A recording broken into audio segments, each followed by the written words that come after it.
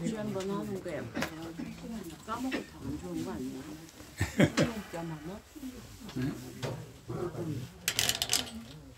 자, 2교시 전에 제가 이 책 한번 알려드린 적이 오늘 왔어요. 이거 보보담. 이게 보보담 겨울호입니다. 겨울호. 이 책 진짜 재밌어요. 느낌이 그냥 옛날 뿌리 깊은 나무 딱 그거거든요. 아주 이번에는 충주가 집중 스토리입니다. 충주가 집중인데 반드시 문화유산 답사만은 아니고 충주에 관한 얘기. 여기 뭐 당연히 탕금대 신립장군 뭐부터 해가지고 우룩 이야기, 그다음에 충주 비료, 충주댐 뭐 등등까지 집중적으로 아주 재밌고요.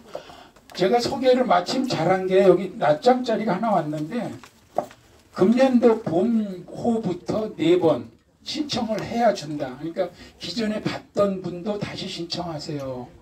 신청 안 하면 안 준다. 그리고 또 소식지들 이쁘게 오죠. 엄청 이뻐. 보보담 신청하세요. 진짜 이거 좋은 책입니다. 제가 이거 3년째 올해 4년째 보고 있는데 하나도 버릴 게 없어요. 무까지 돈 안 내는 겁니다. LS에서 만드는 겁니다. LS. 그 다음에 우리 방장님 잠깐 나오세요. 오늘 우리 방장님이 입문과정 2기에 한 번도 안 와서 제가 막 뭐라 그랬거든요. 그러니까 오늘 한번 와서 수업 태도를 좀 보겠다. 누가 열심히 하는지. 그리고 우리 답사방 내문답 방장님 누군지는 아셔야 또 오늘 방송 나갑니다. 전부 이런 거 방송하고 이러면은 좀 거시기 한데, 근데 이제 안 나와봐갖고 그래서 지금 보니까 새로운 그 얼굴들이 제법 많이 보여요. 그래서 진작에 인사하러 오지 못해서 죄송하고요. 마지막 뭐 강의 끝나기 직전에 오려고 벼르고 있다가, 그리고 오늘 시간이 좀 돼서 왔습니다. 와서 보니까 진짜 학구열이 너무 높으시고 또 재밌어 하시고 막 이런 모습들이 너무너무 보기 좋은 것 같고요. 여러분들이 이런 그 학구열 이런 게 여러분들의 삶에 많은 도움이 되고 즐거움과 행복을 주리라고 생각합니다. 예, 만나 뵙게 돼서 반갑고요. 감사합니다. 네.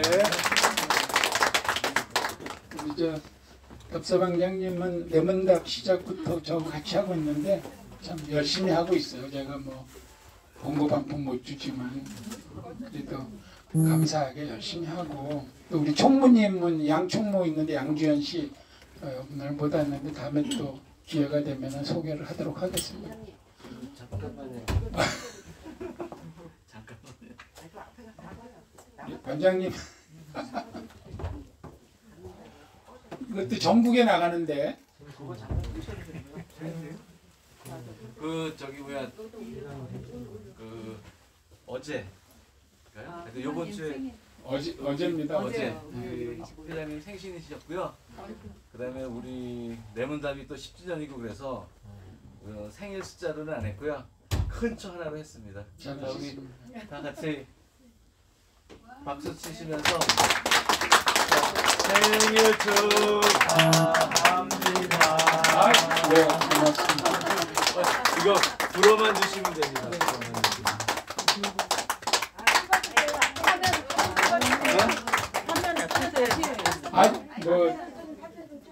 불 다시 아니야, 괜찮습니다. 뭐 또 재방송까지. 사진 하나 찍으세요 그러면. 네. 이따가 식당에서 다시 또 하시든지. 고맙습니다. 네, 부럽고 뭐 하나 찍어주세요. 반장님 감사합니다. 아니 무슨 말씀. 늦게 알아서 죄송합니다. 나이대로 찍으면 막 100개를 찍어야 되기 때문에. 수업. 네. 수업 계속하겠습니다. 자, 그래서 시원 양식, 통일 신라에 시작되는 부분의 거탑 3개를 소개했고요. 그것이 이제 정형화, 아주 샘플로 가는 중간 과정이 있습니다. 바로 못 넘어가죠. 그 과도기가 있는데 그 과도기에 그 겉탑이 조금씩 세련돼집니다. 부분적으로 막 날씬해지고 매끈해지고 이뻐지고 그런 과정을 겪죠. 이게 경주인데 경주가 아까 요 박물관, 경주 박물관에 여기 덕동호에 있었던 그 탑, 고선사지, 고달사가 왜 나오니? 고선사지가 여기 있었는데 여기 막으면서 일로 옮겨온 거예요. 탑이. 이 길이 벚꽃 기가 막힌 길입니다. 이 길이. 그리고 가문사지는 여기 이 대종천 옆에 여기가 이제 그 수중릉입니다. 그래서 가문사지가 여기 있는데 여기에 쌍탑과 덕동호에 있던 고선사지 탑이 일로 옮겼는데 요게 겉탑이고요. 그 다음에 이제 지금 나머지 보여드릴게 나원리 5층 석탑이 여기가 나원리입니다. 시내에서 약간 북쪽에 얼마나 돌도 깨끗하고 이쁜지 별명이 백탑입니다. 백탑. 나원리 백탑 이렇게 부릅니다. 그 다음에 황복사지 3층 석탑. 황복사지는 이 보문 여기 호 이쪽을 넓은 평야 뜰악 보문뜰이라고 그러거든요. 넓은 곳인데 거기에서 한쪽에 황복사라는 절이 있었는데 여기도 아주 멋진 탑이 하나 있어요. 국보탑. 국보탑에서 국보가 나왔어요. 황복사지 탑은. 그리고 이제 여기가 토암산, 불국사하고 이제 석굴암 토암산이 있는 곳이고요. 그다음에 여기 경주 남산. 그다음에 이제 이쪽 어디쯤 가면 경주 금강 소금강산이 이쪽 어디 있어요. 지금은 이제 보문단지가 여기 생겨서 여기가 지금 관광지죠. 5월달에 남산을 종주할 겁니다. 남산이 금오산입니다. 자, 나원리 5층 석탑. 너무 깨끗하고 이뻐서 백탑이라고 불렀다는 그 탑입니다. 경주에는 5층 석탑이 2개밖에 없습니다. 다 3층입니다. 혹자는 5층 석탑은 고려탑이다 이렇게 얘기하는 사람들이 있어요. 그게 그냥 어설프게 보면 이제 나중에 고려 때 가서 얘기하겠지만 신라탑이 고려로 가면서 내가 더 보태고 뺄 게 없다 그랬잖아. 그러니까 커지는 경향은 있어요. 5층, 7층 이렇게. 그러나 5층은 고려탑이다 이렇게 얘기하면 안 돼요. 신라도 당연히 5층이 있었죠. 이게 대표예요. 국보예요. 근데 이제 경주에는 2개밖에 없는데 요거하고 장항리 서 5층 탑 요 기억하세요. 서라는 건 동도 있다는 얘기인데 동은 아주 아작이 났어. 그리고 서가 나면 여기가 슬픈 탑이에요. 이따 보여드릴게. 이거는 아주 흰색 화강암인데 얼마나 깨끗하고 이쁜지 백탑이라고 그런다. 9.6m니까 아까 14m라 그랬죠. 그 겉탑 3개는 많이 줄었어 벌써 10m 아래로 쫙 내려가고 아주 이뻐져요. 왜냐? 이런 게 이제 하나의 돌로 되잖아. 지붕돌, 몸돌이, 완스톤. 하나의 돌로 된다. 아까는 너무 크니까 지붕도 4등분해서 모아야 돼. 그러니까 늘 벌어져 있잖아요. 이렇게 사이가. 여기 하나로 깔끔하게 되잖아요. 이 큰 1층도 돌 하나로 완스톤이 되는 거예요. 이 하부 기단부가 원래는 이게 판석이라 그랬잖아요. 12장이냐 16장이냐 아까 내가 퀴즈를 했는데 이 판석을 쭉 둘러 막으면 가운데는 허당이에요. 그 큰 돌을 갖다 놓은 게 아니기 때문에 허당에 잡석을 채우거든요. 원래 잡석을 채우면 문제가 뭔지 알아요? 거기가 뱀의 소굴이 돼. 신성한 부처님을 모신 탑 밑에가 뱀의 소굴이. 뱀은 동서양 공이 사악하다 그러잖아요. 그래서 그 문제가 되고 막 그러거든. 아무튼 그 얘기 나중에 또 나옵니다. 그래서 요 나원리 5층 석탑은 이제 과도기 이뻐지는 과정에서 대표적인 탑입니다. 자, 요것도 단면도를 보니까 이렇게 기단부 여기까지는 잡석을 채우는 거예요. 잡석을 이렇게 이 사이사이 뱀이 살아. 그 다음에 해체를 해보니까 사리공이 요건 어디 있느냐? 1층, 2층, 3 이게 5층 탑이니까요. 3층 지붕돌에 사리공이 있는 거예요. 일정하지 않다고. 아까는 목돌에 있었죠. 불국사 탑은 요건 지붕돌에 있는 거예요. 지붕돌에. 그 다음에 요 위에는 부러졌어. 찰주가. 그래서 잘 안 보여 눈으로 보면. 요건 노반이라 그랬죠. 노반. 노반에 찰주는 부러져서 박혀 있다. 그리고 여기에서 금동소탑, 구층탑이 3개가 나오고 작은 거죠. 그래서 신라시대 구층탑이 이렇게 생겼구나 하는 힌트는 된 거야. 그 다음에 조금 규모는 크지만 3층 탑. 그 다음에 이런 불상. 요게 네모난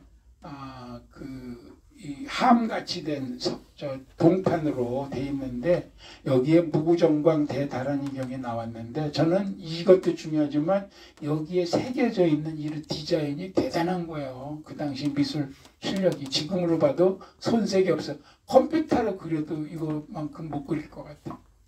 아무튼 지금 백탑 얘기했습니다. 그 다음에 보문뜰에 있는 황복사지 3층 석탑, 이것도 국보입니다. 황복 또는 왕복이라는 기와가 나와서 황복사지라고 이름을 진 겁니다. 여기에는 다행히 탑에 관해서 기록한 게 나왔어요. 그래서 700년 전후에 그 기록이 나와서 따지고 보니까 효소왕이나 자기 아버지 신문왕을 기원하는, 명복을 기원하는 그런 탑이다. 또 이 황복사는 의상대사가 머리를 깎은 곳이다. 출가한 곳이죠. 역시 7.3m. 아까 백탑보다 또 조금 낮아졌죠. 아까 그게 9점 몇 메다인데 또 조금 더 낮아지고 작아질수록 야무져지잖아요. 빈틈이 없어지고 이뻐지지. 완성도가 높아지지. 크면은 어딘가 어설픈 거야 자꾸.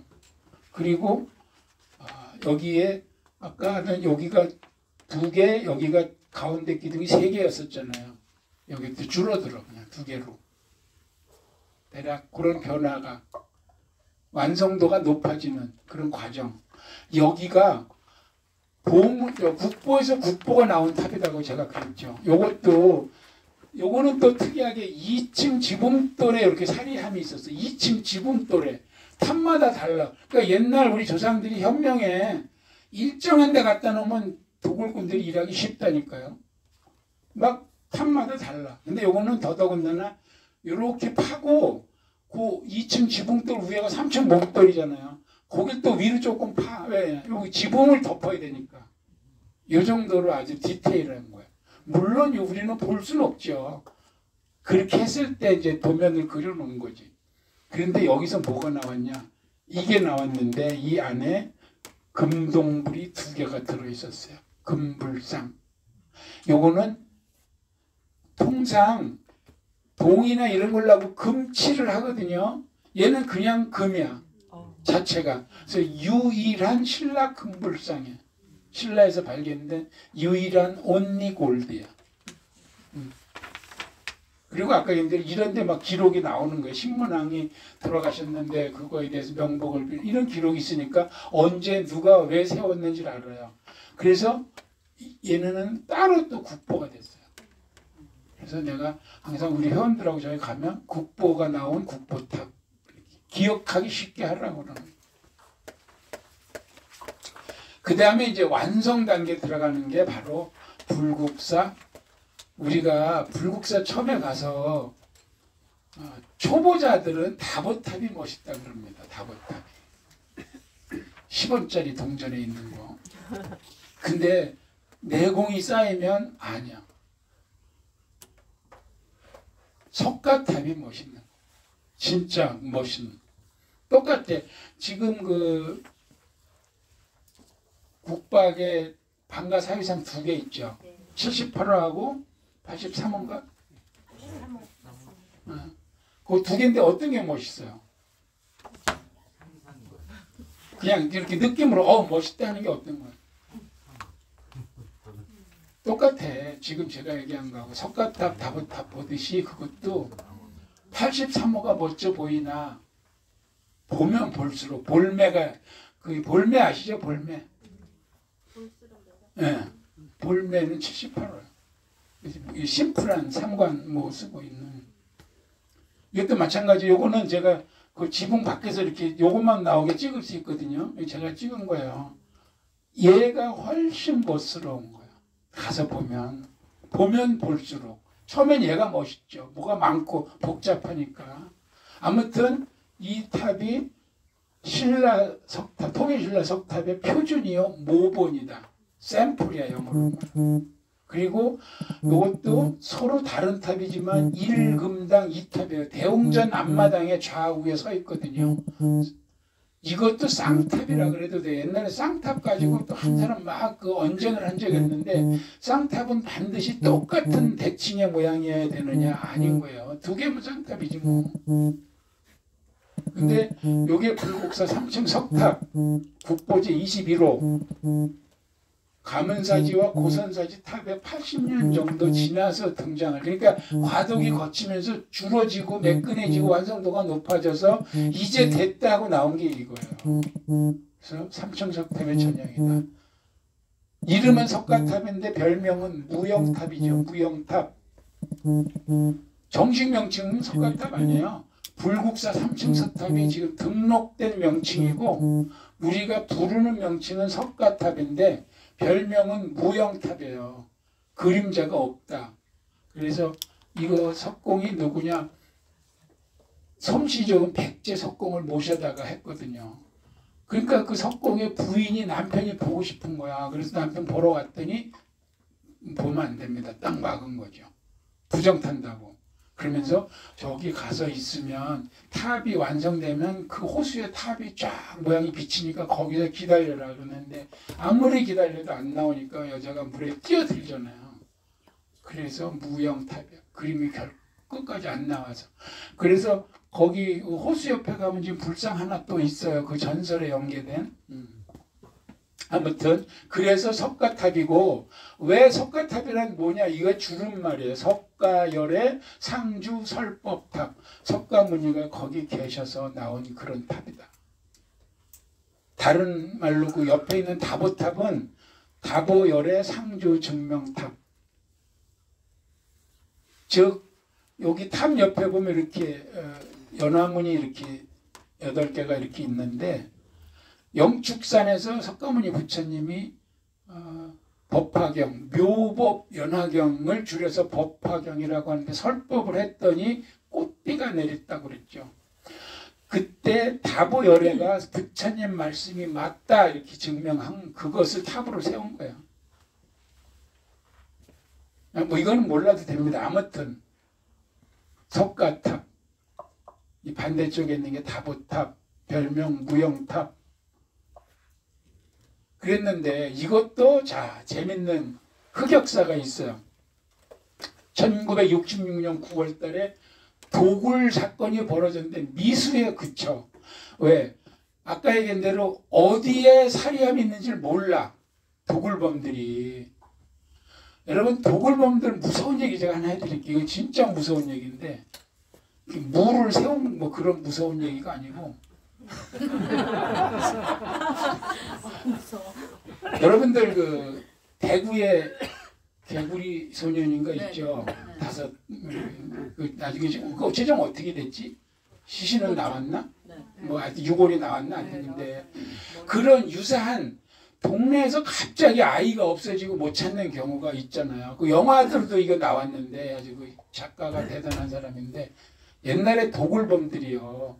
특히 무덤을 많이 파죠. 도굴할 때 제일 많이 하는 게 무덤이잖아. 사대부 정승 판서급 이상 무덤을 파야 백자라도 나오잖아요.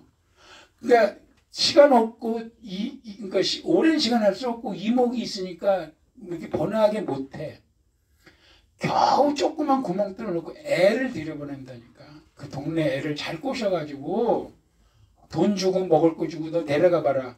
뭐 있냐? 뭐 항아리 있는데 올려보내라. 막 그러고 그냥 막아버린다잖아요. 애를 안 꺼내주고. 이거 유명한 얘기예요. 진짜. 확인은 안 됐어. 그러니까 뭐 그걸 가지고 또 이렇게 나랑 막 토론하려고. 영화에도 그걸 차용을 했어요. 무서운 얘기예요. 동네에서 하나 또는 둘 정도 막 걔네들 순수하거든. 불 켜주고 막 줄 내려주고 가봐라 뭐 모험 해보자.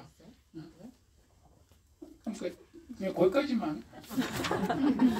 영화 보고 싶어져. 자, 그래서 도굴 미수 사건이 벌어졌는데 뭐냐면은 지붕을 드러내다가 그냥 덜컹 삐뚤어지게 놔두고 도망간 거예요. 어? 그래서 아 이거 뭐야 그랬는데 아이 기왕에 이렇게 된 거 수리하자 이렇게 된 거예요. 보수하자. 그래서 미수 사건이 나니까 보수공사에 들어갔어. 보수하다가 보수공사 중에 지붕돌을 떨어뜨려서 밑에 돌하고 부닥쳐서 깨져요. 이 탑이. 아직 박살난 건 아닌데 이제 흠이 생긴 거지. 2층 지붕돌을 떨어뜨려서 3층 몸돌하고 부닥쳐. 그리고 보니까 2층 몸돌에 사리공이 있는 거예요. 그래서 이게 지금 열은 거야. 딱 열었더니 이렇게 생긴 요것이 안에 있고 무구정광 대다란이 경력이 나오죠. 세계 최고 올드 고의 목판 인쇄물 무구정광 대다란이 경이 나오고 요 안에 이런 사리병 외호 내호 사리병 이게 나오고 도굴범이 못 가져간 거지. 근데 그게 다가 아니야. 이게 그 당시에 수리하는 모습이에요. 왜 떨어뜨렸냐? 이 나무 3개 이렇게 받쳐놨는데 얘가 썩어서 뚝 부러진 거야. 여기다 줄을 내가지고 지붕돌 영차 막 옮기고 있는데 하나가 뚝 부러지니까 그냥 떨어져가지고 여기 먼저 더 내려온 거 얘가 떨어지면서 부닥치고 막 이래가지고 오마이갓. 옛날에 이랬다고요. 60년대 우리나라 실태가. 지금 이렇게 하면 난리 나죠.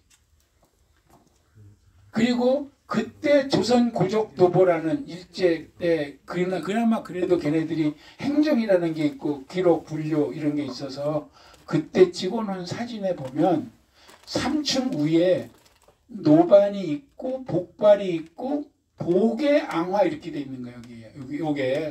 요거 기억하세요. 이게 있다니까. 지금 일제시대 때 모습이에요. 머리 상투 위에가 이렇게 돼 있었어. 그거를 지금 이걸 갖다 꽂았잖아요. 이걸 어디서? 실상사, 남원 실상사가 카페에서 갖다 꽂은 거예요. 최근에. 그래서 이게 맞느냐 틀리냐 가지고 또 말이 많아요. 왜? 남원 실상사 탑이 얘보다 한 100여 년 뒤에 나온 탑이거든. 그러니까 뒤에 탑에 머리 거를 앞에 탑에다 갖다 꽂는 게 맞느냐. 그 전에는 이런 모양이 아니었을 수도 있잖아요. 오히려 앞에 걸 뒤에 꽂으면 뭐 또 그런 대로 그냥 응? 어쨌거나 요게 이제 그거에 석가탑의 단면도입니다. 2층 몸돌에 사리공이 있다. 이거 기억하시고 지금은 이렇게 꽂아놨다. 창년부에. 그리고 아래는 아까 얘기한 대로 기단부 하층 상층은 내부는 이렇게 허당에 잡석을 원래 이렇게 꽂아 막아놓게 돼 있어요. 명칭은 그냥 참고로 하세요. 그냥 우리는 땅바닥에 탑을 바로 못 넣으니까 돌을 깔아. 그 지대석이야. 지대석을 깔고 특별한 절이나 이런 데 가면 지대석이 없이 자연 안반 위에다가 바로 이렇게 조금 평 갈아서 하는 데도 있죠. 봉정암이 그렇게 돼 있듯이. 아무튼 맨 땅에 못하니까 지대석을 깔고 그 다음에 약간의 구성품 명칭은 있으나 생략하고 하층 기단부, 상층 기단부, 1층 몸돌 지붕돌, 2층 몸돌 지붕돌, 3층 몸돌 지붕돌, 노반. 요 상령부를 세우기 위한 베이스가 노반이에요. 노반, 복발, 사발 뒤집어 놓은 것 같은 거, 앙화, 제대로 핀 모양, 뒤집으면 복년, 앙년, 앙화 같은 말이죠. 그 다음에 쭉 찰주가 서 있는데 둥근 게 하나, 둘, 셋, 넷, 다섯, 보륜, 보배로운 바퀴, 부처님의 설법, 법륜을 의미하죠. 그리고 다시 보게, 상스러운 뚜껑이죠. 보배로운 뚜껑, 수연, 용착, 보주. 다 외웠죠? 안 외워도 돼요. 이제 설명하려니까 이런 거고. 필요하면 그냥 자료 보면 됩니다. 이걸 인수분해하면 이렇게 된다 이거예요. 그냥 요 정도만 아시면 답사 다니는데 탑을 보고 설명할 때 부치장 없다. 탑을 내가 석공이 돼가지고 제작 보수할 거 아니면. 그래서 하층 계단, 3층 계단. 요거 1, 2층 해도 되는데 얘 1, 2층하고 헷갈리니까. 그래서 1, 2, 3, 4층 몸돌, 지붕돌, 몸돌, 지붕돌도 있고 노반, 상년부. 상년부 구성품을 다 얘기할 수 있으면 더 좋다 이렇게 되는 거죠. 자, 여기서 또 내문답에서만 설명되는 몇 가지가 있어요. 그랭이 기법이라고 아시죠? 그랭이 기법. 그 절에 가면은 커다란 정각이나 누각을 받치는 밑에 큰 기둥을 가만히 보면 바위하고 나무하고 이렇게 현대식으로 다 똑바로 밀지 않고 바위가 툭 튀어나오면 그 위에 기둥은 들어가게 해서 딱 맞추고 그거를 우리말로 그랭이 기법이라 그래. 공법이에요. 맞습니까? 우리 저기 반장님. 그랭이 기법 우리말인데 얘도 그랭이 기법을 세워놨어요. 얘도 여기에 땅 바닥이 돌이야. 돌이다 보니까 부분적으로 이렇게 돌이 튀어나온 데가 있어요. 이렇게. 여기는 지대석을 저기 받침돌을 안으로 깎아서 세운 거야. 이거 평평하게 이렇게 안 하고. 대단한 거죠, 우리 선조들. 여기에도 그랭이 기법이 있다. 그 다음에 아까 얘기한 대로 탱주가 원래는 3개, 2개였는데 그냥 2개로 줄었죠. 그러니까 하층 기단이 2개로 됐죠. 3개였었는데 거탑에서. 그리고 그냥 나머지는 뭐 설명해서 참고로 보시면 돼요. 우주, 탱주, 모서리기둥, 중앙기둥. 이거는 완전히 해체 보수 정비할 때 요거를 사진을 3층부에서 이렇게 엑스레이 찍듯이 위에서 딱 찍은 건데 받침석에서 여기쯤 받침석을 탑 아직 몸돌 얹기 직전에 보니까 이렇게 4등분 했는데 이렇게 다 돼 있는 거예요. 요거 알죠? 쇠기 박는 식으로 쇠 깎아가지고 안 벌어지게 얼마나 꼼꼼하게 했는지를 보는 거죠. 이제 볼 수는 없죠, 우리는. 더 재밌는 게 하나 더 있어요. 이제 우리가 통상 가면은 이렇게 요거는 아까 모전탑에서는 할 수 없는 게 저 부분을 석탑을 가공하는 걸 모전탑은 못 한다 그랬잖아요. 그래서 이렇게 처마를 만들어내는데 이제 모든 몸돌이 바로 얹어지는 게 아니라 이렇게 받침돌이 하나하나 2개 이렇게 있어요. 그리고 몸돌을 얹어. 그리고 지붕돌을 얹고 다음 몸돌을 얹을 때 역시 또 이렇게 하나나 둘 이렇게 받침돌이 있어요. 그리고 몸돌을 얹어. 그리고 지붕돌은 보면은 하나, 둘, 위에는 이렇게 깎지만 밑에는 계단식으로 해서 층급 받침 또는 옥계 받침 그러는데 초창기에는 5단이에요. 이게 이제 점점 심플해져 4단으로, 3단으로 줄어요. 단순화되는데 여기는 이제 5단이야 일단은. 자, 여기서 뭘 설명하려고 이렇게 장황하게 하느냐.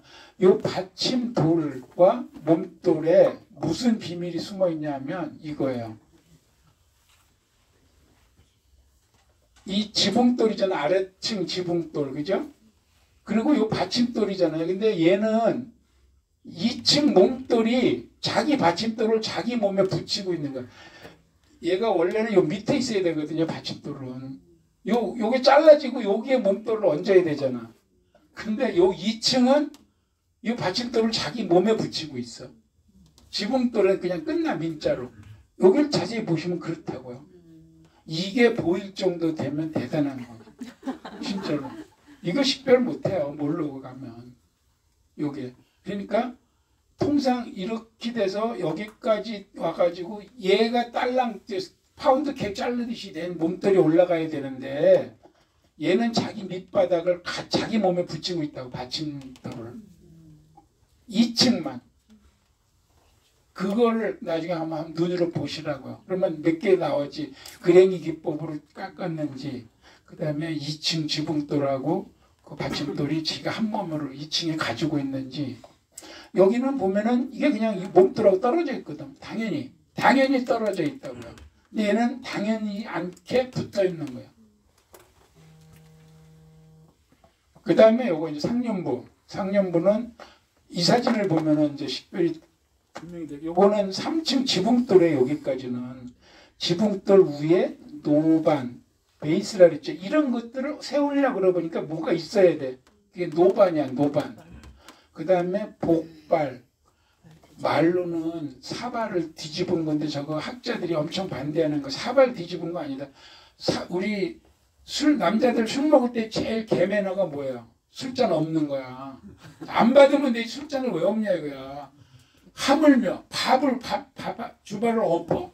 말이 안 되는 거예요. 더군다나 부처님 탑에 모양이 그렇게 생겼다는 건 이게 사실은 아까 인도에서 중국 넘어올 때 상륜부를 가지고 왔다 그랬죠. 그 산치탑에. 산치탑을 축소한 그 디자인이 원래 인도 탑은 이렇게 반구형이야. 이걸 왜 복발이라 그러냐 이거 아주 엄청 싫어해요. 근데 뭐 이미 입에 올라서 그냥 다 복발이야.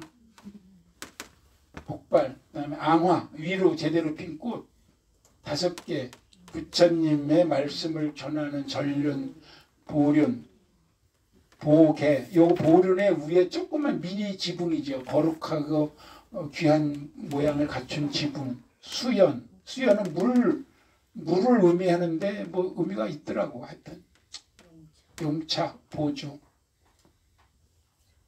그대로 실상석고 가져왔다. 요거. 이게 복발로 왔다고 보는 학자가 있는 거예요. 그게 갑사발을 뒤집어 엎었다고 말이 안 된다는 거죠. 그렇구나. 우리는 알면 돼요. 우리가 아니면 이걸 공부하실 분은 대학원 가셔가지고 논문 쓰시면 되고. 아시겠죠? 요렇게 요 산치 대탑의 디자인이 요렇게 상륜부로 올라왔다고 보는 거예요. 뭐 오케이. 됐어 오케이. 그것도 그래. 뭐 일리가 있네. 이렇게 하면 돼. 그 정도면 우리는. 여기 나왔죠? 제가 얘기한 거. 수연, 물 숫자인데 법륜이 돌면서 생기는 불꽃 모양의 물안개 장식. 용차, 용의 바퀴, 전륜 성황이 머무는 곳. 뭐, 다 그 말이야. 하여튼 좋은 말이에요. 보주는 보배로운 구슬. 자, 상륜부가 온전한 탑이 5개 있어 우리나라에. 그러니까 날 때부터 지금까지 온전하게 남아있는 상륜부 5개. 그 중에 FM이 실상사 3층 석탑이에요. 손진 실상사 3층 석탑. 이거 잘 보고 왔다.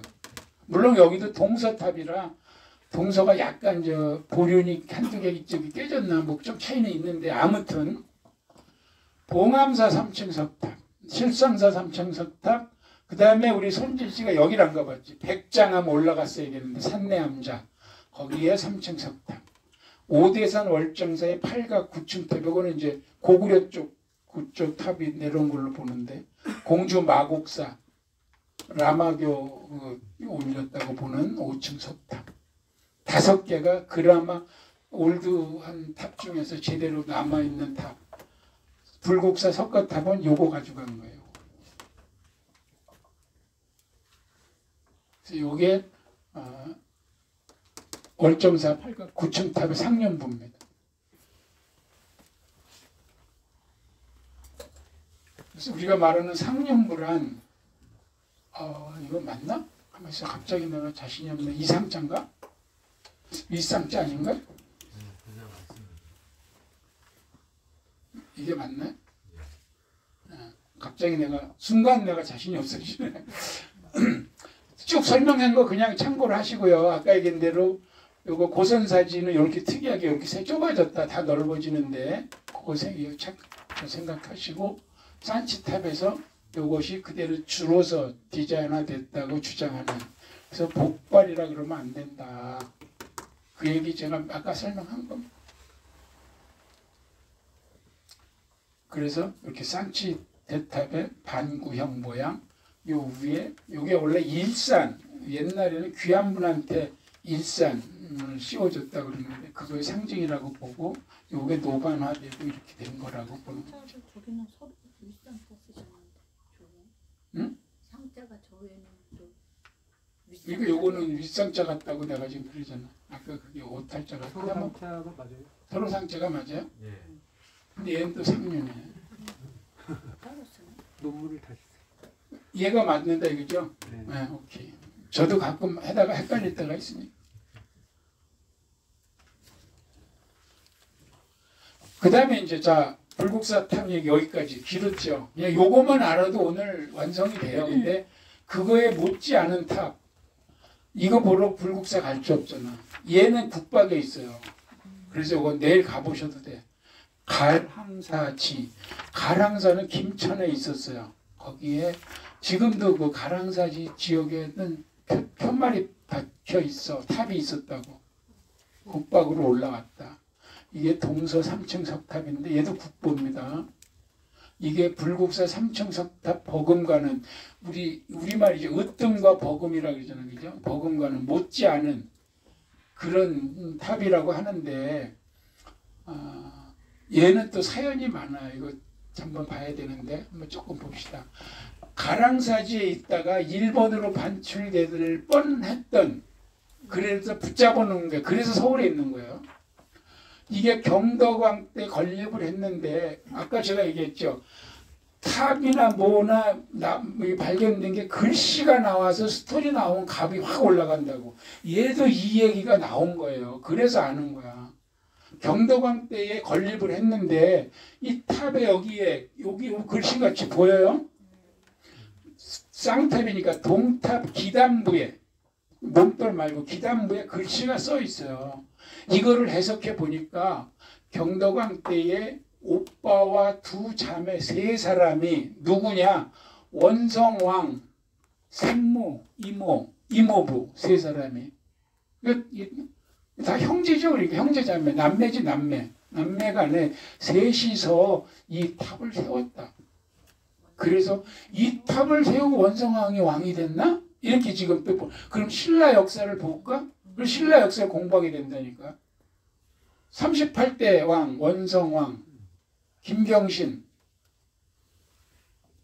근데 여기에 또 하나는 이 몸돌 여기에 표면에 못자국이 엄청 많은 거 줄 맞춰서 무질서하지 않게.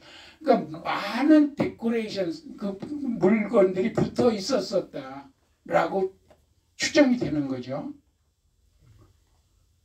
그걸 한번 봅시다. 왜 이게 자 신라 왕이 이 밑에는 거의 망할 때니까 그냥 빼고 태종 무열왕이 삼국 통일의 터를 닫고 완성은 그 아들 문무왕이 했죠. 문무왕은 결국 완성을 했는데 큰아들은 일찍 죽어.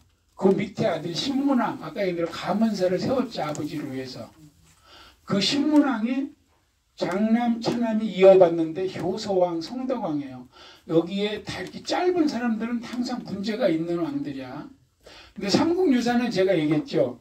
어느 날 경주 하늘에 해가 두 개 떴다 뭐 이런 식으로 표현한다고. 그게 사실은 구테타 내지는 반란 내지는 엄청난 일이 일어났다는 용이 나타나서 뭐 이런 거예요. 황룡사도 처음에 대궐을 짓는 자리를 공사를 시작했는데 황룡이 나타나서 중지를 하고 나중에 거기다 절을 졌다. 해석해보면 문제가 된 거예요. 그런 식으로 은유식으로 쓰거든. 이때 문무왕 때의 불교계에서는 의상과 원효가 한참 활동하던 시기예요. 우리 상상력을 발휘해보자고. 신문왕 때 되면은 설총이 나와. 원효의 아들. 그래서 원효가 설씨구나. 그리고 이 효소왕 때 아까 그 이제 이쪽 장남 차남으로 이어져 오는데 이 성덕왕이 우리가 잘 아는 에밀레종, 성덕대왕 신종이 여기서 만들어져요.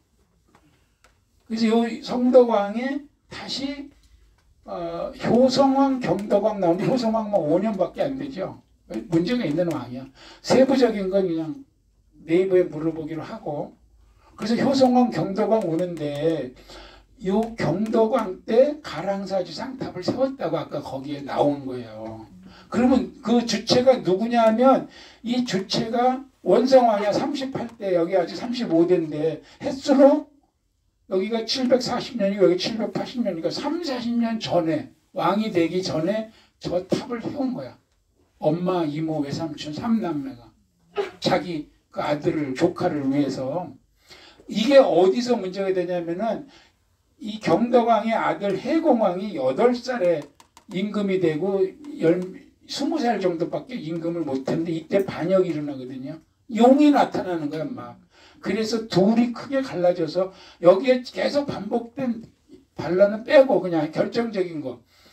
그 당시 상대등이 이제 최고 계급이에요. 그 문신으로는 상대등 양상과 이찬 경신이 한패거리고 이천도 벼슬입니다. 요 김경신이 얘기하는 거예요. 경신은 여기는 요 해공왕하고 다른 이천 지정이라는 요쪽은 지키려는 측과 뺏으려는 측이지.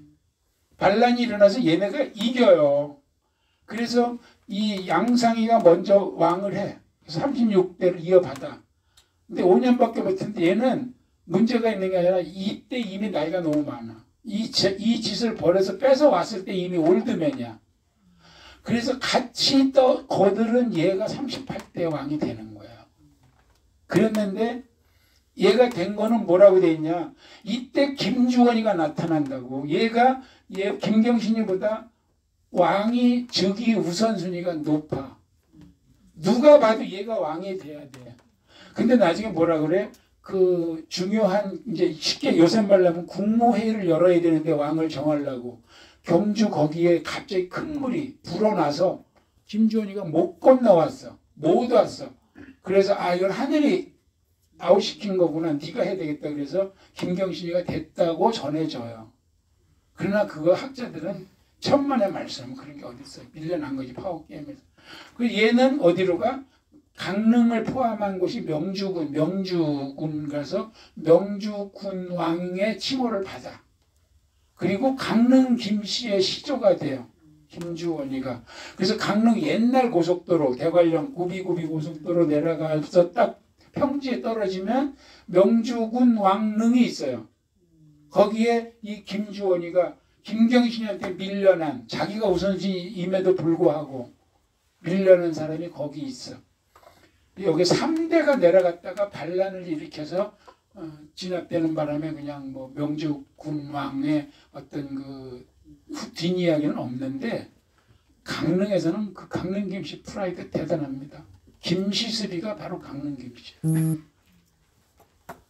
이렇게 장황하게 얘기를 했느냐.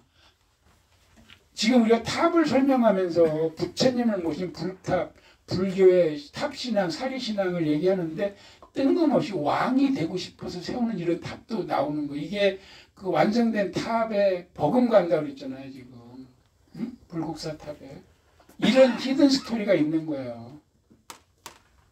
원성왕릉이 어디야, 경주에? 괴릉. 왜 괴릉이야? 너무 명당인데 묻으려니까 계속 물이 나와. 그래도 이 자리 떠나기 싫어. 어떻게 해? 그럼 관을 매다는 거야, 물에 안 닿게. 그래서 우리가 옛날에 이런 거 없을 때는 종이에 써가지고 궤도 넘겼잖아요. 옛날에 궤도. 그게 걸궤거든. 관을 걸은 능이 괴릉이야. 그래서 이 원성왕은 그렇게 된 거야. 그래서 이 원성왕으로부터 52대 효공왕까지가 쫙 김씨들이 내려가요. 그리고 53, 54, 55는 박씨가 해. 그러다가 55 경혜왕이 견훤이 죽이고 56 다시 김씨 경순왕을 박아놓고 신라는 끝나. 신라 이 공부해도 재밌어요. 그래서 이게 약간 어깨로 나갔지만 너무 재밌어서 제가 자세하게 소개를 한 겁니다. 그 거탑에서 중간 다시 약간 작아지면서 완성도가 높아지는 과정을 겪으면서 불국사 3층 석탑이 모본으로 샘플로 통일신라의 아주 FM탑으로 만들어졌다가 결론이고, 그거에 못지않은 게 바로 이런 탑이 쌍탑이 지금 국박에 있는데 이런 또 히든 스토리가 있으니 역사, 원래 인문학이라는 게 역사, 문학, 철학 그런 거잖아요. 그걸 좀 여러분들이 도입했으면 좋겠다. 그래서 제가 장황하게 설명을 했습니다. 그런 과정을 거쳐서 이제 넥스트 뭐가 문제가 되느냐. 이 탑이 너무 완성도가 높아서 더할 것도 뺄 것도 없다 라고 했는데 왜 없냐 해보자 하고 나오는 거예요. 뭐가 이제 표면에, 탑의 표면에 장엄, 우리가 장엄이라고 하면 부처님의 공덕과 그 전지하심을 더 높이기 위해서 하는 갖가지 덧붙이는 것들 또는 그 행위를 장엄이라고 그러거든요. 그것이 막 나타나. 이제 아까 장항리 경주에 5층 탑 2개 있는 거 하나 기억해 놓으라는 거 있었죠. 장항리 동탑과 서탑이 있는데 하나 망가졌고 하나 그나마 남아있는 거. 그 다음에 절 이름도 이상해요. 원원사지 이런 탑이 나와요. 그러면 그 다음에 이제 이 경주는 신라의 서울이잖아. 통일신라니까 그게 지방으로 이제 이런 탑이 퍼져 나가요. 그러면서 아까 얘기한 대로 그 맵시는 가고 가지만 재정 상황이나 그 불사나 이런 것에 규모가 줄어드니까 탑이 작아질 수밖에 없어. 서울만큼 크게 못 세우는 거지 지방에서. 그래서 그런 걸로 확산되면서 여기는 표면에 나오지. 여기는 E형 모양이 달라지는 탑이 나와요. 이 E형을 잘못하면 큰일 나. 우리 친구들이 옛날 우리는 예비고사 본고사 세대거든요. 대학교 시험 볼 때. 예비고사 끝난 날 술 제일 많이 먹어. 졸업식 할 때도 많이 안 먹었는데 예비고사 끝나고 술 많이 먹고 우리 친구는 하면 자기 아버지한테 E형 그랬다가 아주 죽다 살았다 나 때는 그런 소리 있어요. 그리고 그 다음에 이제 이 신라시대에서 고려시대로 넘어가는 그런 과정이 되겠습니다. 자, 장엄을 하는 표면에 그게 장항리 사지 무슨 절인지 모르니까 지명을 쓰는 거예요. 장항리에 있는 절터에 2개의 탑이 남아 있는데 하나는 이렇게 망가져 가지고 박살이 나서 겨우 남은 것만 이렇게 쌓아놨어요. 샌드위치 같이. 그리고 하나는 그나마 조금 탑 모양이 남아. 그래서 요거는 아까 얘기한 경주에 남은 2개의 5층 탑 중 하나. 백탑과 예화. 근데 얘가 무슨 장엄이 있느냐. 이거 국보예요. 이 장엄을 보자 이거죠. 이게 어떤 문제가 있었냐면 일제강점기 때 도굴범들이 아까 불국사탑은 미끄러뜨리다가 기울어진 상태에서 도망가 버렸거든요. 이거는 아예 폭발을 해버렸어. 이쪽이 워낙 외져. 지금도 이렇게 개천을 건너가. 전에는 개천에 다리가 없었는데 지금 다리를 놨더라고요. 전에 저기 가려면 개천 건너가는 것도 힘들었거든.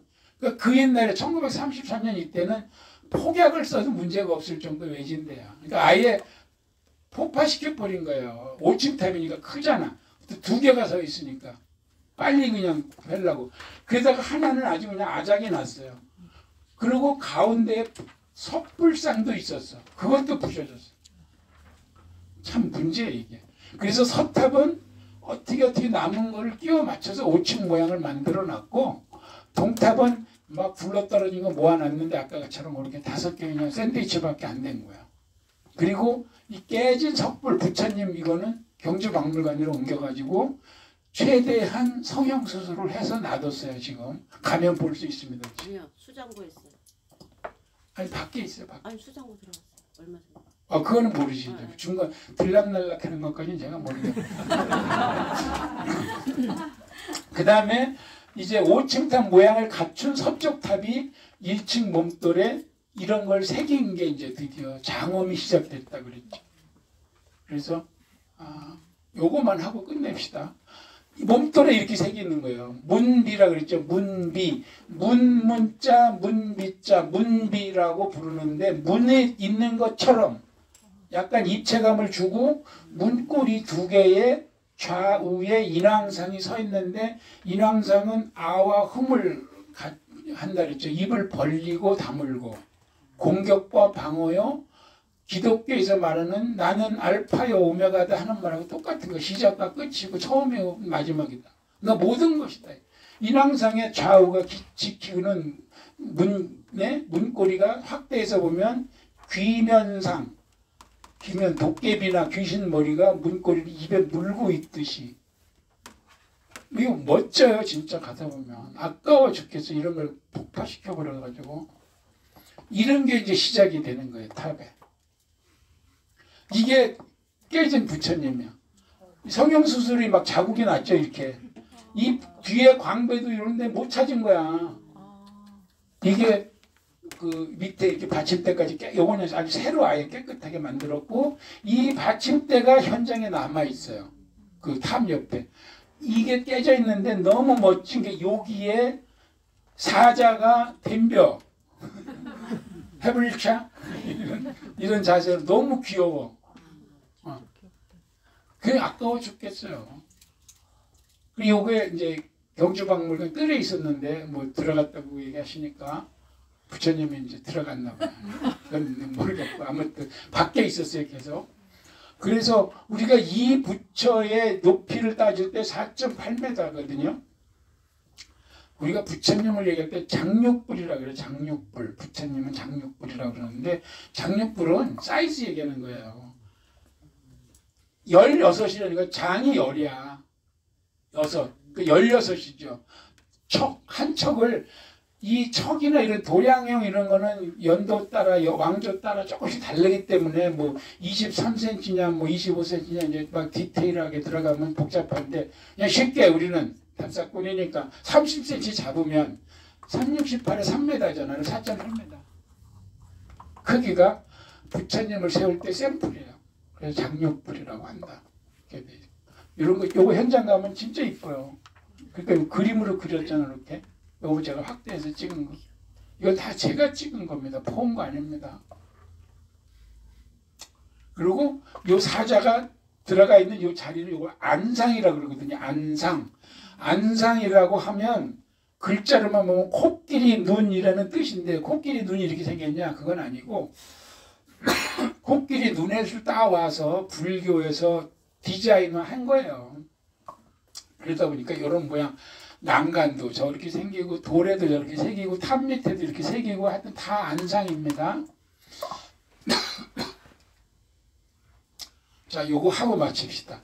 아까 원원사까지 얘기를 했기 때문에 이제 원원사라는 절이 저 경주 남쪽에 있는데 거기 가서 보면 여기에는 아까는 문비만 새겼는데 좌우 인왕상하고 여기는 사천왕상을 새기고 아까 얘기한 12지신상이 나와. 한쪽 면에 3개씩 곱하기 4면 하니까 12이 나오죠. 12띠를 새기는 거예요. 드디어. 요거는 김유신이가 뭐 세운 절이라는 게 전해지고 있는데 여기도 쌍탑이에요. 쌍탑이고 가운데 석등이 짜부러지고 요 위에 요 가운데 화사석 창문 뚫린 돌이 있어야 되잖아. 없이 그냥 이렇게 지붕돌이 얹혀져 있는데 좌우로 3층 탑이 있어요. 쌍탑이. 역시 훼손 정도가 좀 있어. 그러나 볼만하죠. 요 2층 기단이 3면씩 여기 탱주가 둘로 나누니까 3면이 되잖아. 4면 하면 12면이 나오죠. 12지신을 새긴 거야. 그리고 1층에 4개의 면에 사방신을 새길 수도 있고 사천왕을 새길 수도 있는데 여기는 사천왕을 새겼어요. 땡겨봅시다. 양각이에요. 조각은 양각이 힘들죠. 음각보다 당연히 양각이 힘들어. 이 양각이 완전히 튀어나오면 뭐예요? 환주. 그건 동상이에요. 우리가 말하는 동상.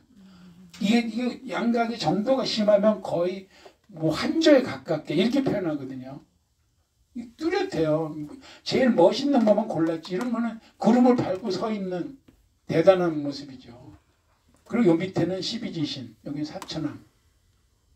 그래서 경주 원원사지 쌍탑의 표면 장엄에 드디어 사천왕상과 12지신상이 등장했다. 근데 더 흥미로운 거는 이 12지신은 사람 모습인데 머리만 쥐, 사자, 아니 호랑이, 사자는 없지. 그런 식으로 띠를 그 동물 머리만 넣는 거야. 우리가 그 경주 김유신묘에 가면 아주 제일 잘 볼 수 있는데 그렇게 12지신을 새기는 게 나와요. 그리고 옷도 아주 휘날리고 멋있어. 요거 하고 끝냅시다. 표면에 요거는 더 뭐냐면은 이제 팔부중상, 우리가 말하는 팔부중상을 새긴 게 경주 남산 우리가 답사 5월달에 간다 그랬죠. 5월 5, 6, 7 갈 때 남산 밑에 평지에 있어요. 남산리 동서 3층 석탑인데 역시 쌍탑이나 동탑, 서탑이 달라. 디자인이. 요거는 모전탑이에요. 왜 모전탑이라 그랬어? 이거 B타입이잖아. 어깨석 보면 들어가고 나가고 돼 있죠. 새긴 게 아니고. 그래서 이게 모전탑이야. 근데 이 탑이 문제. 이 탑이 이제 우리가 말하는 대로 2층 기단에 한 면에 2개씩, 그러니까 탱주를 하나만 넣었어요. 2분할을 한 거야. 그 곱하기 4하면 8이지. 팔부중상을 새겼어요. 팔부중상이 뭔지는 네이버에 물어보세요. 그리고 우리가 잘 아는 사람들 거기 많이 나와. 아수라도 나오고 막 건달도 나오고. 건달이 여기서부터 나온 말이에요. 이런 건달 같은 놈 뭐. 제가 끝내야 되니까 여기까지만 하고 요거 다음에 이어서 팔부증상 얘기부터 이어서 하고 다음 시간에 이제 한 번 남았죠. 종강이니까 좀 바쁘네. 요거 마무리 짓고 그 다음에 용 이야기도 해줘야 되는데 용 이야기 재밌어요. 그 다음에 이제 사찰 일반 절에 들어가면서 일주문부터 쭉 사찰에 가면 무엇들이 우리를 만날 수 있는지 그거를 시간 되는 데까지 해보고 봉은사 가는 것까지 해서 하겠습니다. 자, 마치겠습니다.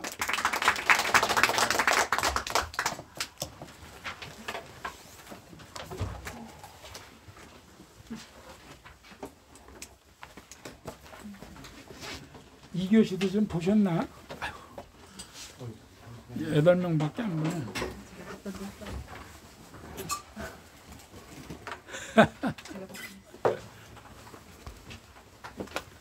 자, 수업 마치겠습니다. 카메라 끕니다.